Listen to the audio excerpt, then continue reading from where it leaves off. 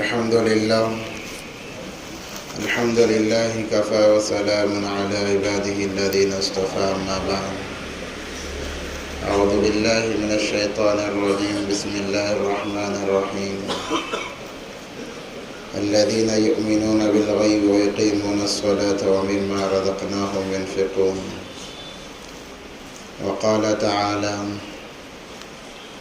الذي خلق الموت والحياة ليبلوكم أيكم أحسن عملا صدق الله العظيم قال النبي صلى الله عليه وسلم من دعا إلى هدى فكان له أجر مثل أجور من تبعهم لا ينقص ذلك من أجورهم شيئا ومن دعا إلى ضلالة فكان عليه إثم مثل آثام من تبعهم لا ينقص ذلك من آثامهم شيئا وقال النبي صلى الله عليه وسلم كل أمتي يدخلون الجنة فقد أبى قيل ومن أبى يا رسول الله صلى الله عليه وسلم قال رسول الله صلى الله عليه وسلم من أطاعني دخل الجنة ومن عصاني فقد أبى أو كما قال عليه الصلاة والسلام اللهم صل على سيدنا محمد وعلى آل سيدنا محمد وبارك وسلم اللهم صل على سيدنا محمد وعلى آل سيدنا محمد وبارك وسلم اللهم صل على سيدنا محمد وعلى آل سيدنا محمد وبارك وسلم محترم و معزز عزیز ساتھیوں، اللہ تبارک و تعالی نے ہمیں جو زندگی دی ہے وہ اس لیے دی ہے کہ اللہ تبارک و تعالی جانچنا چاہتے ہیں کہ میرے بندوں نے جو وعدہ کیا عالم ارواح کے اندر، کیا میرے بندے اپنے وعدے پر باقی ہیں، قائم ہیں؟ اللہ تبارک و تعالی جانچنا چاہتے ہیں۔ اسی لیے اللہ تبارک و تعالی نے فرمایا الذی خلق الموت والحیات لیبلوکم ایکم احسن عملا۔ اللہ نے موت اور حیات اس لیے بنائی ہے تاکہ دیکھیں کل آخرت کے دن کے لیے کون کیا بیچتا ہے اور کتنا بیچتا ہے، کیونکہ اصل زندگی تو آخرت کی زندگی ہے۔ دنیا میں انسان چاہے جتنے سال بھی زندہ رہے، باقی رہے، بہرحال اسے موت آنی ہے۔ ہر ایک کو موت کا مزہ چکھنا ہے۔ جو آیا ہے وہ جانے کے لیے آیا ہے، وہ جا کر رہے گا۔ کوئی یہ دعویٰ نہیں کر سکتا کہ مجھے ہمیشہ رہنا ہے۔ کتنے دعوے دار ہمارے آنکھوں کے سامنے سے چلے گئے، واقعات بھرے پڑے ہوئے ہیں۔ اور یاد رکھیں، مال و دولت دنیا میں ہمیشہ باقی رہنے کے لیے نہیں ہے، وہ اسباب نہیں ہیں۔ اللہ تبارک و تعالی ہر انسان کی زندگی میں ایک وقت ایسا لاتے ہیں جسے ہم موت کہتے ہیں۔ انسان مجبور اور لاچار بن کے رہ جاتا ہے۔ مالدار بھی لاچار ہو جاتا ہے، غریب بھی لاچار ہو جاتا ہے۔ مالدار یہ نہیں کہہ سکتا کہ اللہ میرے پاس بہت سارا مال ہے، آپ میرا مال لے لیں اور مجھے اور تھوڑی زندگی دے دیں، کہہ نہیں سکتا۔ یہاں تک کہ لوگ ہسپتالوں میں داخل کرنے کے بعد ڈاکٹروں سے کہتے ہیں آپ جتنا چاہے پیسہ لے لیں ہم سے، مگر ہمارے انسان کو بچا لیں، مگر پھر بھی انسان مر کر رہتا ہے۔ یہی حقیقت ہے زندگی کی کہ موت ہے۔ تو عقل مند انسان یہی ہے کہ چاہے وہ جتنے سال بھی زندہ رہے اسے مرنا ہی ہے، تو کیوں نہ موت کی تیاری کر لی جائے، کیوں نہ اپنے آخرت کو سنوار لیا جائے، کیوں نہ ہمیشہ باقی رہنے والی زندگی کو خوشنما اور خوشگوار بنایا جائے۔ ایک واقعہ کتابوں میں لکھا ہوا ہے کہ گاؤں میں ایک رواج تھا کہ ہر سال وہ اپنا بادشاہ مقرر کیا کرتے تھے۔ ایک سال وہ حکومت کرتا، پھر دوسرے سال جیسے اس کی مدت ختم ہو جاتی اسے لے جا کر جنگل بیابان میں جہاں درندے جانور زہریلے جانور رہتے وہاں چھوڑ دیا جاتا، اس کے بعد اس کا اللہ مالک ہوتا۔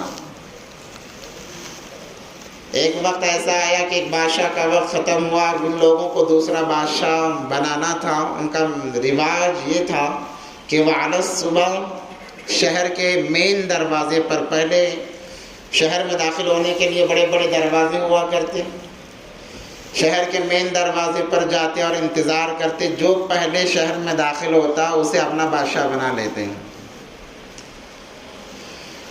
اب جب یہ لوگ جا کر انتظار کرنے لگے تو ایک فقیر مانگنے والا، جسے ہم بھکاری کہتے ہیں، مانگنے والا داخل ہو گیا۔ اب لوگوں نے کہا کہ جو بھی ہمارا رواج ہے کہ جو بھی پہلے داخل ہوگا اسے ہم بادشاہ بنائیں گے۔ اب اس فقیر کو پکڑ لیا اور کہا کہ تو ہمارا آج سے بادشاہ ہے سال بھر کے لیے۔ اس نے کہا ارے بھائی مجھے چھوڑ دو، میں مانگنے والا ہوں، اللہ کے نام پر روٹی مانگنے والا ہوں، کپڑا مانگنے والا ہوں، مجھے کہاں بادشاہ بناؤ گے؟ لوگوں نے کہا کہ نہیں نہیں، ہم تمہیں بادشاہ بنائیں گے، ہمارا یہ رواج ہے، تم پہلے انسان ہو شہر میں داخل ہونے والے۔ الغرض سے زبردستی لے جا کر بادشاہ کی کرسی پر بٹھایا گیا اور بتا دیا گیا کہ 1 سال تک تمہاری حکومت رہے گی۔ اس نے کہا پھر 1 سال کے بعد کیا ہوگا؟ کہا کہ تمہیں جنگل بیابان کے اندر جہاں زہریلے جانور، درندے، چیر پھاڑ کھانے والے جانور رہتے وہاں چھوڑ کر آ جائیں گے۔ اس نے کہا پھر میرا کیا بنے گا؟ انہوں نے کہا تم جانو، تمہارا اللہ جانو، ہمیں اس سے کوئی واسطہ نہیں ہے۔ اب اس نے کہا کہ اچھا تو 1 سال تک میری ہر بات مانی جائے گی؟ کہا کہ آپ ہمارے بادشاہ ہیں، آپ جو حکم کرے آپ کا حکم سر آنکھوں پر ہے۔ تو جیسے ہی اس نے نظام سنبھالا، پوری جانکاری لی، تو کہا کہ سب سے پہلے مجھے وہ جگہ دکھائی جائے جہاں آج سے پہلے تم نے ہزاروں بادشاہوں کو چھوڑا ہے۔ اب چونکہ بادشاہ تھا، لوگ لے گئے، وہاں جا کر دیکھا تو ہڈیاں بکھری پڑی ہوئی ہیں، کسی کا ڈھانچہ پڑا ہوا ہے، ہڈیاں پڑی ہوئی ہیں، کھوپڑیاں پڑی ہوئی ہیں، انسانوں کا کوئی نام و نشان نہیں ہے، کوئی گل سڑ گیا ہے، کوئی انسان مٹی میں مل گیا ہے، بہت ساری وہ تمام چیزیں دیکھی۔ اس نے کہا کہ یہ کون ہے؟ کہا کہ یہ وہ ہمارے بادشاہ ہیں جنہوں نے 1 سال حکومت کی۔ اس نے کہا کہ اچھا میرا بھی یہی انجام ہوگا؟ کہاں اللہ بہتر جانتا ہے، آپ کو چھوڑنے کے بعد پتہ چلے گا۔ پھر جیسے ہی اپنے شاہی محل میں آیا تو اس نے سب سے پہلا اپنا فرمان جاری کیا کہ دیکھو یہاں اس محل سے لے کر وہاں تک جہاں تم بادشاہوں کو چھوڑتے ہو راستہ ہموار کرایا جائے، تمام راستے کو سنوارا جائے، پھولوں کے باغیچے لگائے جائیں، راستے کو بالکل صاف و شفاف بنایا جائے کہ انسان رات کے اندھیرے میں بھی اگر اکیلا سفر کرے اسے گھبراہٹ محسوس نہ ہو۔ بادشاہ کا حکم تھا، تمام نے تعمیل کی۔ اس کے بعد دوسرا حکم یہ جاری کیا اس نے کہ وہاں پر ایک عالی شان محل بنایا جائے، اس محل سے بہترین محل وہاں پر بنایا جائے، جس کے اندر ہزاروں قسم کے کمرے ہوں اور ہر ضرورت جو انسان کی ہوتی ہے وہ پوری کرنے کے لیے وہاں انتظام کیا جائے۔ لوگ کام میں لگ گئے اور دیکھتے ہی دیکھتے محل بھی تیار ہو گیا، راستہ بھی ہموار ہو گیا اور اس کا وقت بھی ختم ہو گیا۔ اب جیسے اس کا وقت ختم ہوا ہے اس نے کہا کہ چلو بھائی جہاں تم بادشاہوں کو چھوڑ کر آتے تھے مجھے بھی وہاں پر چھوڑ کے آ جاؤ۔ لوگ کہنے لگے کہ آپ کو تو ہم نہیں چھوڑیں گے۔ اس نے کہا کہ کیوں نہیں چھوڑو گے؟ تم نے تو ہر بادشاہ کو وہاں پر چھوڑا ہے بلکنے کے لیے، مرنے کے لیے، مجھے کیوں نہیں چھوڑو گے؟ تو لوگوں نے کہا ہم نے پہلی دفعہ ایسا بادشاہ دیکھا ہے جو وہاں جانے سے پہلے وہاں کی چیزوں کو سنوار کر آیا ہے، ہم آپ کو نہیں چھوڑیں گے۔ ہم تو یہی چاہتے تھے کہ ایسا عقل مند بادشاہ ہمیں ملے اور آپ ہمیں مل گئے، ہم نہیں چھوڑیں گے۔ تو میرے بھائیوں ویسے ہماری اور آپ کی تمام کی زندگی ہے، انسان جب آتا ہے وہ بادشاہ بن کر آتا ہے۔ کیا بن کر آتا ہے؟ بادشاہ بن کر آتا ہے۔ ہر کوئی دیکھنا چاہتا ہے، لڑکا پیدا ہوا چلو ہمیں بھی بتاؤ، چلو ہمیں بھی بتاؤ، ہمیں بھی مٹھائی کھلاؤ، ہر کوئی دیکھنا چاہتا ہے اور اس کے ساتھ میں بادشاہوں جیسا سلوک کیا جاتا ہے۔ مدت کتنی ہے کوئی پتہ نہیں ہے، مگر ایک مدت کے بعد میں اسے جانا ہے قبر کے گڑھے میں، قبر کے اندھیرے میں اسے جانا ہے۔ تو عقل مند بادشاہ وہی ہے جیسے اس بادشاہ نے اپنے جانے کی جگہ کو سنوارا، تو کہا جاتا ہے کہ انسان کو بھی چاہیے کہ اپنے جانے کی جگہ کو سنوارے۔ وہ جگہ ہے قبر، جسے عالم برزخ کہا جاتا ہے، ہر ایک کو وہاں پر جانا ہے۔ تو کیوں نہ ہم وہاں جانے سے پہلے وہاں کی تمام وحشت کو ختم کریں، قبر کے اندھیرے کو ختم کریں۔ قبر کا اندھیرا کیسے ختم ہوتا ہے؟ نمازوں کے ذریعے سے قبر کا اندھیرا ختم ہوتا ہے۔ وہاں کی وحشت کیسے ختم ہوتی ہے؟ نیک اعمال کے ذریعے سے وہاں کی وحشت ختم ہوتی ہے۔ اللہ نے جا بجا قرآن میں بیان فرما دیا، نبی پاک صلی اللہ علیہ وسلم نے وضاحت فرما دی کہ اگر قبر کی وحشت سے اپنے آپ کو بچانا ہے تو اعمال لے کر آنا پڑے گا، مال لے کر نہیں آنا، اعمال لے کر آنا پڑے گا۔ آپ اعمال لے کر آؤ گے، آپ کے اعمال کے بدولت وہاں اس محل کو سنوارا جائے گا۔ وہ ہمارا محل ہے، کتنے سال پڑے رہنا ہے کوئی پتہ نہیں، جیسے دنیا کے گھروں کے اندر، محلوں کے اندر کتنے دن رہیں گے ہمیں پتہ نہیں ہے، ویسے ہی قبر کے محل کے اندر ہمیں کتنے ہزار سال پڑے رہنا ہے کوئی پتہ نہیں۔ تو وہ محل ہمارا بنایا سنوارا جائے گا اعمال کے موافق، جیسے اعمال ویسے وہاں پر کارپیٹ بچھائے جائیں گے، ویسے وہاں پر قالینیں لگائے جائیں گی، جیسے اعمال ویسے جنت کی کھڑکیاں وہاں پر کھولی جائیں گی۔ تو اصل اس محل کو بنانا ہے۔ تو عقل مند انسان یہی ہے، اسی لیے اللہ نے فرمایا الذی خلق الموت والحیات لیبلوکم ایکم احسن عملا۔ تو اللہ تو دیکھنا چاہتے ہیں انسان اپنے قبر کو بنانے کی فکر کب کرے گا؟ انسان کے دل میں یہ بات کب آئے گی؟ جب انسان کے اندر کا جو ایمان ہے وہ جاگے گا، یہ تمام خیالات اس کے پاس آئیں گے، خیالات دل میں آئیں گے۔ ایمان اگر کمزور ہے، انسان دنیا کی زندگی کو سب کچھ سمجھتا ہے، سب کچھ سمجھے گا کہ دنیا کی زندگی سب کچھ ہے، موت پر سے یقین اس کا اڑ جائے گا۔ اسی لیے اللہ تبارک و تعالیٰ نے شروع پارے کے اندر فرما دیا الف لام میم ذالک الکتاب لا ریب فیہ ھدی للمتقین، یہ کتاب متقین کے لیے ہدایت ہے، جن کے دلوں میں اللہ کا ڈر ہے، اللہ کا خوف ہے، ان کے لیے ہدایت بتانے کے لیے آئی ہیں۔ اب اللہ تبارک و تعالیٰ نے صفات بیان فرمائے متقی کی کہ متقی کون ہے، اللہ سے ڈرنے والا کون ہے، یا یوں کہا جائے کہ ایمان والوں کی صفات اللہ نے بتایا کہ ایمان والا کون ہے۔ الذین یؤمنون بالغیب ویقیمون الصلاة ومما رزقناہم ینفقون، تین صفات اللہ تبارک و تعالیٰ نے بیان فرمائے۔ یؤمنون بالغیب، غیب کی باتوں پر یقین، جنت کے بارے میں، جہنم کے بارے میں، عالم برزخ کی جتنی چیزیں ہیں تمام پر یقین ہونا شرط ہے، یہ مومن کے صفات میں سے ہیں۔ اللہ تبارک و تعالیٰ نے سارے قرآن میں 4-5 جگہ مومنوں کے صفات بہترین انداز میں بیان فرمائے۔ ابتدا یہاں سے ہو رہی ہے کہ الذین یؤمنون بالغیب، غیب کی باتوں پر یقین ہو، جنت کا یقین ہوگا انسان اعمال کرے گا، اللہ سے ملاقات کا یقین ہوگا انسان اعمال کرے گا، یقین نہیں ہوگا تو کہاں سے عمل ہوگا، کہاں سے نمازیں ادا ہوں گی؟ اس لیے یقین، الذین یؤمنون بالغیب، کہ غیب کی باتوں پر یقین ہو، یہ سب سے پہلی صفت ہے۔ اور اسی کے ساتھ اللہ تبارک و تعالیٰ نے فرمایا وَيُقِيمُونَ الصَّلَاةَ، اور نماز کو قائم کرنا، نماز کسی حالت میں بھی نہ چھوٹے۔ نماز کا قیام یہ ایمان والے کی صفت ہے، ایمان والے کی جان تو جا سکتی ہے مگر نماز چھوٹ نہیں سکتا ایمان والا۔ صحابہ کی مثالیں ہمارے سامنے ہیں، جنگ لڑی جا رہی ہے، تلوار کے سائے تلے نمازیں ادا ہو رہی ہیں۔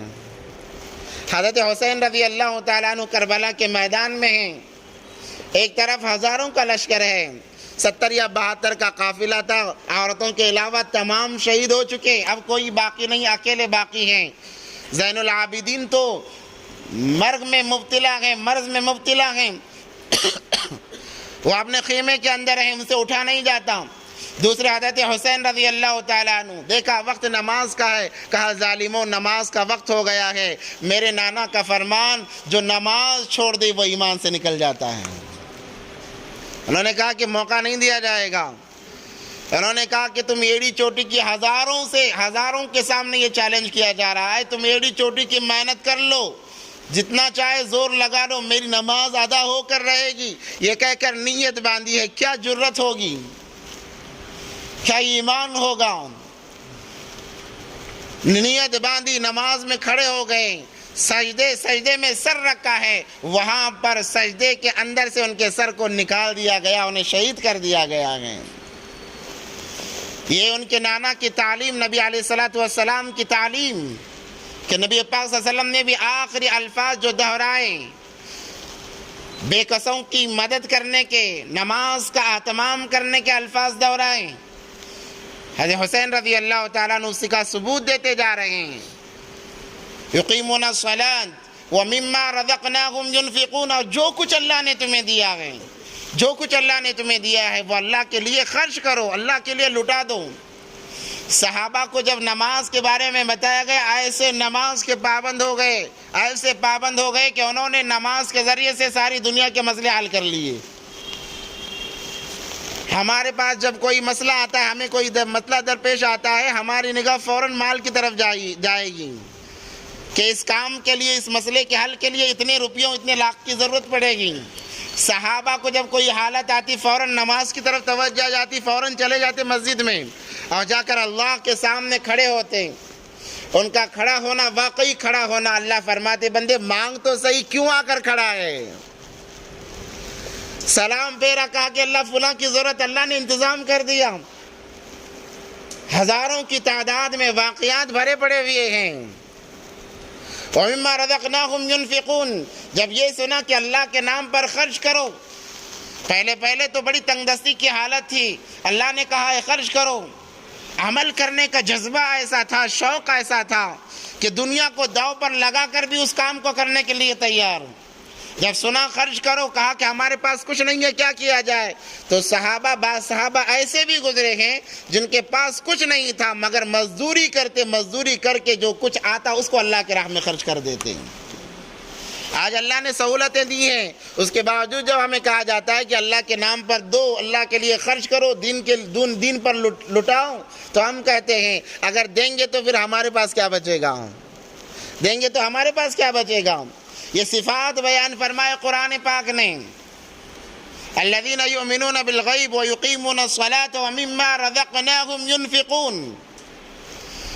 تو ہمیں جانچنا چاہیے اپنے ایمان کو، کیا ہمارے اندر یہ کیفیت ہے کہ نماز کا وقت آنے پر ہم دنیا سے انجان بن جاتے ہیں؟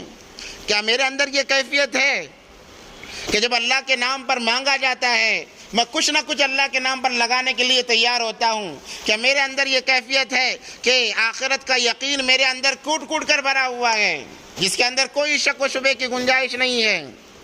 اگر نہیں ہے تو اپنے ایمان کی فکر کرنی ہے۔ اسی لیے اللہ تبارک و تعالیٰ ایسی مجلسیں دیتے ہیں تاکہ ایسی مجلسوں میں بیٹھ کر ہم اپنے ایمان کی فکر کریں، اپنے ایمان کی فکر کریں۔ میرے بھائیو، دنیا کی زندگی مختصر سی زندگی ہے، اس کو چھوڑ کر ہر ایک کو جانا ہے۔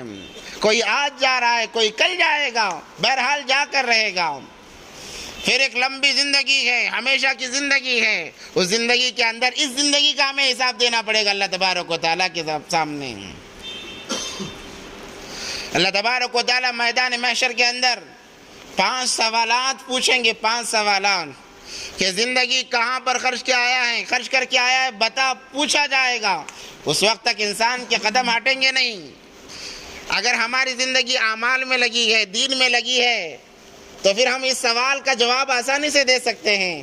اگر ہماری زندگی دنیا میں لگ گئی، دنیا بولتے بولتے دنیا کو حاصل کرنے میں ساری زندگی گنوا دی، کیا جواب رہے گا ہمارے پاس میں؟ مال و دولت کو جمع کرنے میں ہم نے اپنی زندگی گزار دی، ہمارے پاس کیا جواب رہے گا؟ یہ کہیں گے کہ ہم نے اتنا مال جمایا، اتنی کوٹھیاں، اتنی گاڑیاں ہم نے تیار کی، یہ کہیں گے۔ اگر مالداری کے بنیاد پر کامیابی ملنا ہوتا، فرعون، قارون یہ کبھی ناکام نہیں ہوتے، شداد کبھی ناکامیاب نہیں ہوتا۔ دنیاوی اعتبار سے ہر چیزیں ان کے پاس تھی، اس لیے اللہ تبارک و تعالیٰ نے قرآن میں فرمایا وَيْلٌ لِكُلِّ هُمَزَةٍ لُمَزَةٍ الَّذِي جَمَعَ مَالًا وَعَدَّدَهُ يَحْسَبُ أَنَّ مَالَهُ أَخْلَدَهُ، جو انسان مال کو جمع کر کے رکھتا ہے اور گنتا ہے بار بار کہ بڑھ جائے بڑھ جائے، بار بار گن رہا ہے. يَحْسَبُ أَنَّ مَالَهُ أَخْلَدَهُ، اللہ پوچھتے ہیں کیا تمہارا یہ مال تمہیں آخرت میں نجات دلا دے گا؟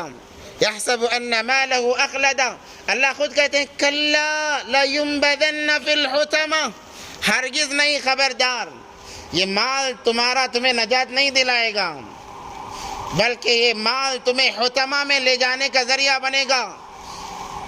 حطمہ کیا چیز ہے؟ اللہ خود پوچھتے ہیں وَمَا أَدْرَاكَ مَا الْحُطَمَةُ، جانتے بھی حطمہ کیا چیز ہے؟ اللہ نے کہا نار اللہ الموقدہ، وہ اللہ کی ایسی زبردست آگ ہے کہ انسان کو ہزاروں میل پہلے دور سے اچک لیتی ہے.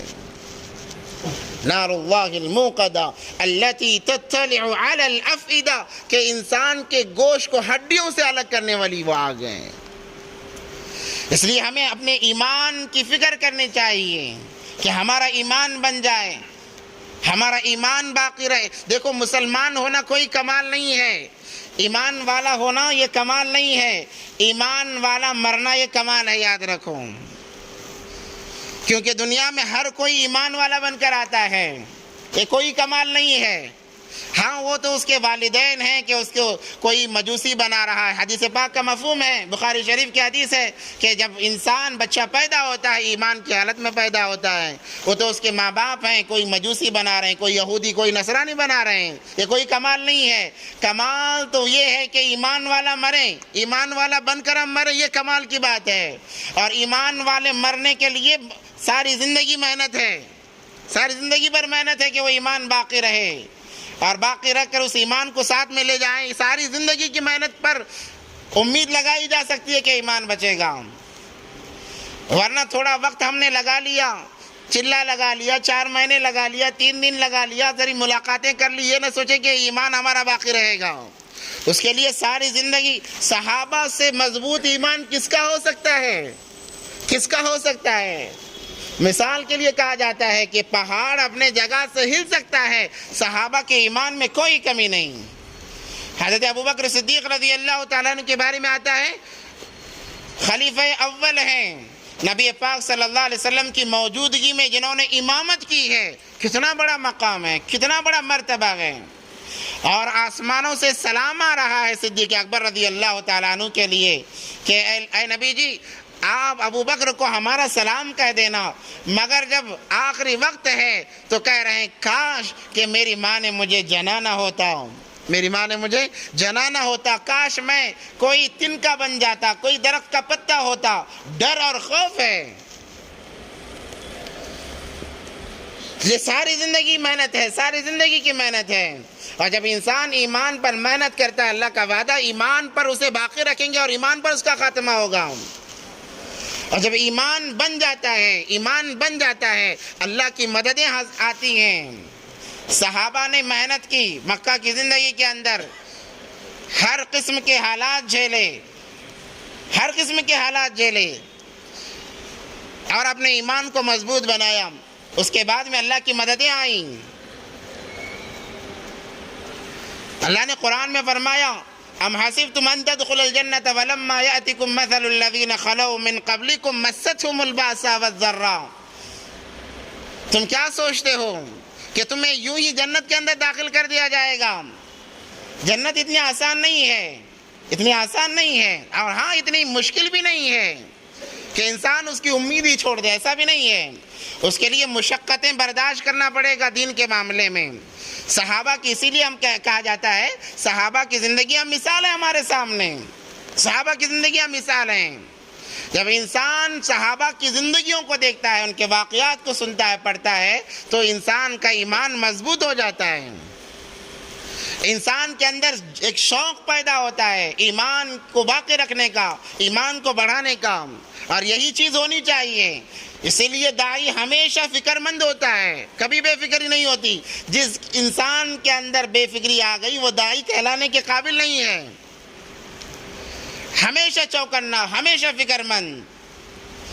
اور اعمال میں بڑھوتری یہ داعی کی نشانی اور علامت ہے کہ ہر روز اعمال میں بڑھوتری ہو رہی ہے، اضافہ ہو رہا ہے، اضافہ ہو رہا ہے، نوافل میں اضافہ ہو رہا ہے، تلاوت کے اندر اضافہ ہو رہا ہے، ذکر و اذکار کے اندر اضافہ ہو رہا ہے۔ یہ داعی کی علامتیں اور یہ صفات ہیں، اور داعی کو ہمیشہ طالب بن کر رہنا چاہیے۔